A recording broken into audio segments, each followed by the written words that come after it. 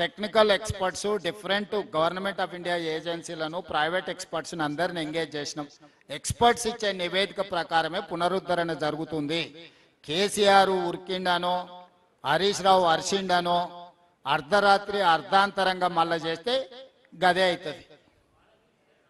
అందుకే చెప్తున్నా, దానికి ఎన్డీఎస్ఏ రిపోర్ట్లు, మిగతా అన్ని ఏజెన్సీలు ఇచ్చిన రిపోర్ట్లు తీసుకున్న తర్వాతనే పూర్తి చేస్తాము. ఈ రోజు మేము 9/18 కూడా ఏ విధంగా ముందుకు తీసుకెళ్లాలో మహారాష్ట్రతో ప్రయత్నం చేస్తున్నాం. మహారాష్ట్ర ముఖ్యమంత్రి గారు తప్పించుకొని తిరుగుతున్నారు.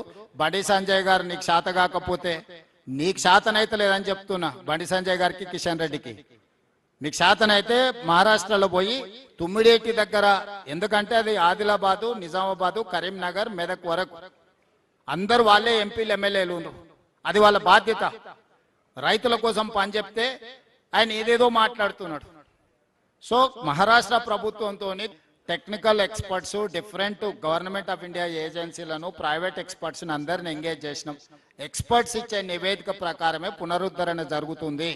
కేసీఆర్ ఉరికిండానో, హరీష్ రావు అరిసిండానో, అర్ధరాత్రి అర్ధాంతరంగా మళ్ళా చేస్తే గదే అవుతుంది. అందుకే చెప్తున్నా, దానికి ఎన్డీఎస్ఏ రిపోర్ట్లు, మిగతా అన్ని ఏజెన్సీలు ఇచ్చిన రిపోర్ట్లు తీసుకున్న తర్వాతనే పూర్తి చేస్తాము. ఈ రోజు మేము 9/18 కూడా ఏ విధంగా ముందుకు తీసుకెళ్లాలో మహారాష్ట్రతో ప్రయత్నం చేస్తున్నాం. మహారాష్ట్ర ముఖ్యమంత్రి గారు తప్పించుకొని తిరుగుతున్నారు.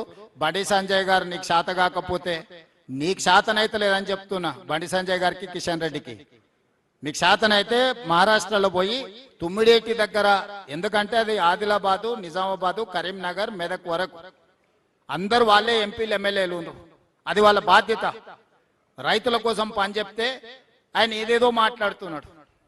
సో మహారాష్ట్ర ప్రభుత్వంతో 9/18 మీద చర్చించేసి ఆ సమస్యను కూడా పరిష్కరిస్తాం. Thank you.